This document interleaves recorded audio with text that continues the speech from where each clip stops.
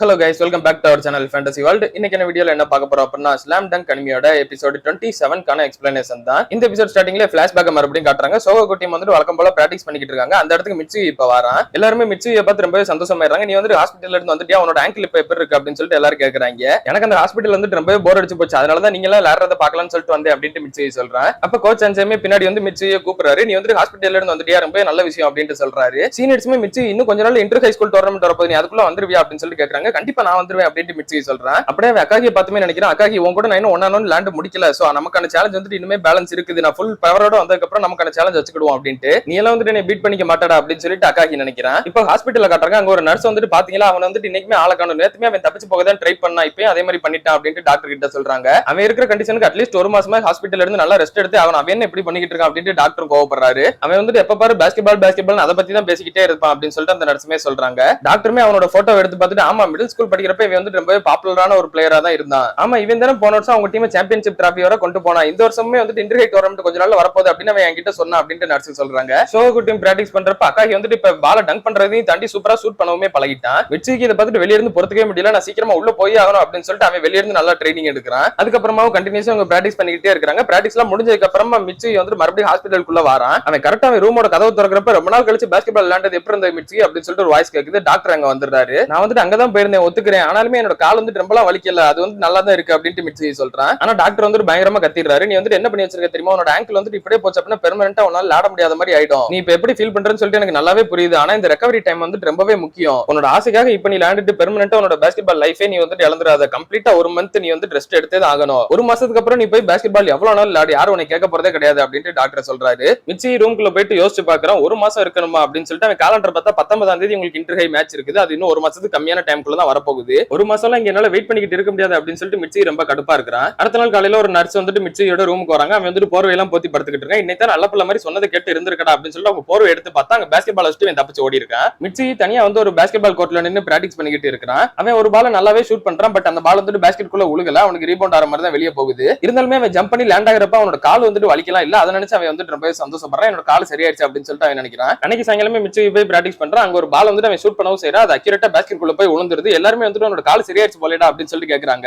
கோகுரே மிட்சுகி கிட்ட வந்து நீ எதுவும் ரொம்ப கஷ்டம் படுத்திக்காதடா, உனக்கு வந்து ஹர்ட் ஆச்சு அப்படின்னா நீ வந்துட்டு விளையாடாத, கொஞ்சம் ரெஸ்ட் எடு அப்படின்ட்டு சொல்றான். பரவாயில்ல என்னோட கால் வந்து நல்லா தான் இருக்கு அப்படின்னு சொல்லிட்டு மிட்சுகி சொல்லிடுறான். அடுத்து இவங்களுக்குள்ள எல்லாரும் ஒரு பிராக்டிஸ் கேம் விளையாடுறாங்க. நேரா அக்காகி கிட்ட தான் பால் இருக்குது. மிட்சுகி அவங்கிட்ட இருந்து சூப்பராவே பால் ஸ்டீல் பண்ணிட்டு ஓடி வரான். கொஞ்சம் தூரம் ட்ரிப்ளிங் பண்ணி கொண்டு வந்துட்டு வழக்கம் போல அவனோட பெர்ஃபெக்ட்டான 3 பாயிண்டர் வந்துட்டு மேக் பண்றான். ஜம்ப் பண்ணி ஏர்ல நின்னுகிட்டு இருக்கும்போது அப்படியே அவன் பின்னாடி திரும்பி அக்காகியை பார்த்துட்டு பாத்தியா என்னோட ஷாட் வந்து எவ்வளவு சூப்பரா இருக்கு அப்படின்ட்டு அவன் கீழே இறங்கும் போது பார்த்தா அவன் காலை லேண்ட் பண்ணும்போது அவனுக்கு மறுபடியும் வலிக்க ஆரம்பிக்குது. அதுக்கடுத்து ஒரு இன்ச்சு கூட அவனால எங்கிட்ட அசைய முடியல, அப்படியே கீழே படுத்துறான். படுத்துட்டு மறுபடியும் காலை பிடிச்சிட்டு கத்த ஆரம்பிச்சிடறான். அப்படியே அந்த பிளாஷ்பேக் வந்துட்டு இப்ப கட் ஆகுது. அக்காகியும் மிட்சுகியை பார்த்துட்டு உன்னோட கால் வந்துட்டு இப்ப சரியாயிடுச்சா அப்படின்னு சொல்லிட்டு கேட்கறான். ஆனா மிட்சுகி வந்துட்டு எதுவும் பேச மாட்டேங்கிறான். இந்த ஒரு இன்சிடென்ட்னால இன்டர் ஹை டோர்னமெண்ட்டுக்கு அவனால கலந்துக்க முடியல அப்படின்னு சொல்லிட்டு கோகுரேவும் சொல்றான். இப்போ இவங்க இன்டர் ஹை ஸ்கூல் டோர்னமெண்ட்ல லேண்ட ஒரு மேட்ச் வந்துட்டு காட்டுறாங்க. அப்ப ஃபர்ஸ்ட் மேட்ச் இவங்க விளையாடுறப்பே வந்துட்டு மிட்சுகி பாக்குறதுக்காக வந்திருப்பான். கேம் ஸ்டார்ட் ஆன உடனே அக்காகி சூப்பராவே ஒரு பால் ட்ரிப்ளிங் பண்ணி கொண்டு போய் பால ஷூட் பண்ணவும் செய்யறான். எல்லா ஆடியன்ஸுமே அக்காகிக்காக நல்லாவே சப்போர்ட் பண்றாங்க. மிட்சுகி அதை பார்த்துட்டு என்ன நினைச்சான்னு சொல்லிட்டு தெரியல, அப்படியே தலையை தொங்க போட்டு நின்னுகிட்டு இருக்கிறான். கோகுரேவும் சப்ஸ்டிட்யூட்ல இருக்கும்போது மிட்சுகி நின்னுகிட்டு இருந்த இடத்த வந்துட்டு பாக்குறான். மிட்சுகி வந்துட்டு இவங்க கிட்ட எதுவுமே சொல்லாம அப்படியே அங்க இருந்து கிளம்பிடுறான். அப்ப போனவன் தான் அதுக்கடுத்து இப்ப வர பாஸ்கெட்பால் கோர்ட்டுக்குள்ள வரவே இல்ல.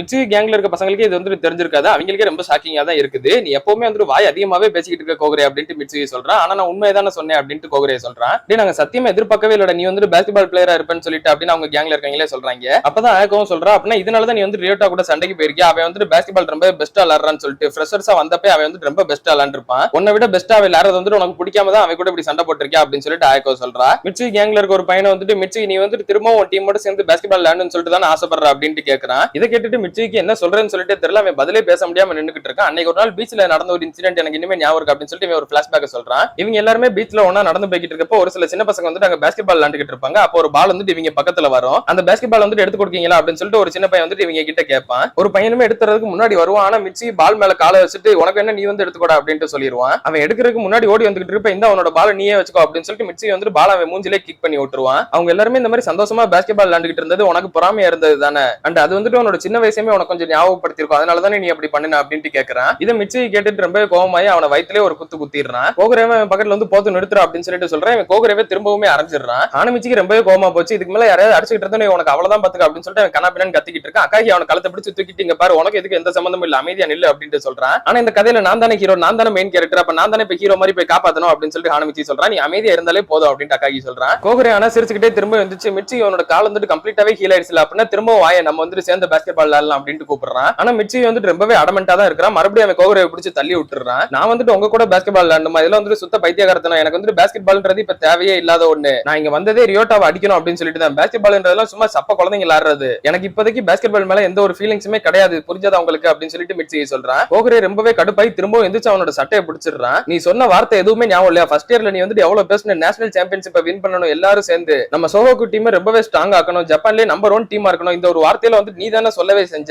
நீ வந்துட்டு சரியான ஒரு கோலை, நீ வந்துட்டு உன்னோட ட்ரீமே பாதியில விட்டுட்டு போயிட்ட, ஆனா இது எல்லாமே வந்துட்டு என்னோட பாஸ்ட், எனக்கு இப்ப இது எதுவுமே தேவையே இல்லை அப்படின்னு சொல்லிட்டு மிச்சி சொல்றான். இல்ல நீ சொல்றது தப்பு, நம்ம டீமால நேஷனல் சாம்பியன்ஷிப்ல வின் பண்ணிக்கவே முடியாது, அது கனவுலயே நடக்காத காரியம் அப்படின்னு சொல்லி தான் நான் நினைச்சுக்கிட்டு இருந்தேன். ஆனா எப்போ அகாகியோட கேம் பிளே உன்னோட கேம் பிளே எல்லாம் பார்த்தேனோ அது வந்துட்டு வெறும் ட்ரீம் இல்ல, அதை கண்டிப்பா நம்ம நடத்துவோம்னு சொல்லிட்டு எனக்கு ஒரு நம்பிக்கை இருந்தது, நீங்க ரெண்டு பேரும் ஒன்னா இருக்கிறப்ப எனக்கு அந்த ஒரு ஃபீல் இருந்தது, ஆனா நீ வந்துட்டு பாஸ்கெட் பாலை இப்படி பாதியிலே விட்டுட்டு போயிட்ட, எங்க எல்லாரோட கனவையும் நீ வந்துட்டு வீணாக்கிட்ட, நீ டீம் விட்டு போனதுக்கு அப்புறமா எங்க எல்லாரோட கனவுமே வந்துட்டு மறைஞ்சு போச்சு, ஆனா இந்த டீம் அகாகியால தனியா மட்டும் திரும்ப ஹேண்டில் பண்ணி கொண்டு வரவே முடியல, அவன் ஒரு ஒன்மேனா தான் நின்னுகிட்டு இருந்தான், ஆனா இந்த வருஷம் அப்படி இல்ல, ரூகாவா ரியோட்டான்னு சொல்லிட்டு ஸ்ட்ராங்கான பிளேயர்ஸ் எல்லாருமே எங்களுக்கு கிடைச்சாங்க, இந்த வருஷம் தான் நாங்க வின் பண்றதுக்கான சான்ஸ் வந்துட்டு கொஞ்சம் எங்களுக்கு தெரியவே செய்யுது அப்படின்னு கோகுரே சொல்றான். நேரு பின்னாடி இருந்து ஹானமிச்சி ஒரு மெயின் கேரக்டர் விட்டீங்க பாருங்க, என் பேரு சொல்லவே இல்லை அப்படின்னு சொல்லிட்டு ஃபீல் பண்றான். உனக்கு ஒரு விஷயம் தெரியுமா, நாங்க ரியோனன் கூட பிராக்டிஸ் மேட்ச் விளையாண்டப்ப வெறும் ஒரு பாயிண்ட் வித்தியாசத்துல தான் தோத்தோம், அப்பவே எனக்கு தோணுச்சு எங்களால நேஷனல் சாம்பியன்ஷிப் இந்த வருஷம் போக முடியும்னு சொல்லிட்டு, ஆனா நீ என்னன்னா 2 வருஷத்துக்கு அப்புறமா வந்து மறுபடியும் என்னோட கனவை கலைக்கிறதுக்காகவே வந்திருக்கிற, என்னோட ட்ரீமை மட்டும் நீ வந்துட்டு டெஸ்ட்ராய் பண்ணல, இப்போ ஒட்டுமொத்த பாஸ்கெட்பால் பிளேயர்ஸோட ட்ரீமையுமே நீ வந்துட்டு டெஸ்ட்ராய் பண்ண பாக்குற அப்படின்னு சொல்லிட்டு கோகுரே சத்தமா கத்திடுறான். மிச்சி எதுவுமே பேசாம அமைதியா நின்னுகிட்டு இருக்கேன், ஏதாவது வாயை திறந்து பேசுற அப்படின்னு சொல்லிட்டு கோகுரே மறுபடியும் கத்துறான். நீ முதல்ல வாயை மூடு அப்படின்னு சொல்லிட்டு மிச்சி வந்துட்டு அவனை மறுபடியும் தள்ளி விட்டுறான். நான் எதுக்காக உங்களோட ட்ரீமை பத்தியில யோசிக்கணும், எனக்கு ஒன்ன சுத்தமா பிடிக்கவே செய்யாது, உங்க யாரையுமே நீ சுத்தமா பிடிக்கவே செய்யாது அப்படின்ட்டு மிச்சி சொல்றான். அப்ப ரியோட்டா மிச்சியை கூப்பிட்டு அவன் பக்கத்துல அப்படியே வரான். உன்னோட பாஸ்ட் ஞாபகம் வச்சுக்கிட்டு இருக்கதே இப்ப நீ மட்டும் தான் அப்படின்ட்டு சொல்றான். இப்ப வெளிய இருந்து மறுபடியும் யாரோ கதவு தட்டுறாங்க. நான் கோச் அன்சாய் தான் வந்திருக்கேன், கதவு திறக்கீங்களா அப்படின்னு சொல்லிட்டு கோச் அன்சாய் தான் கேட்கறாரு.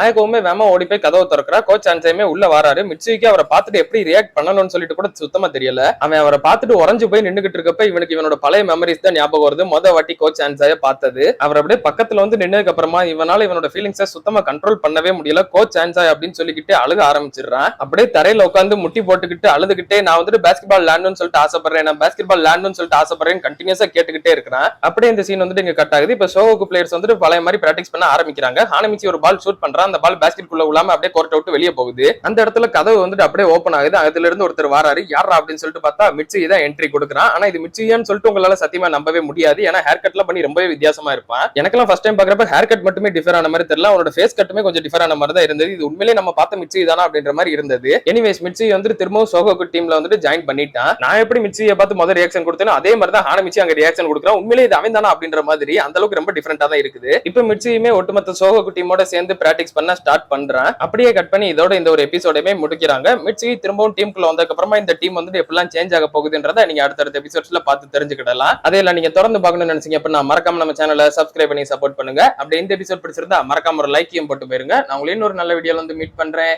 Bye guys.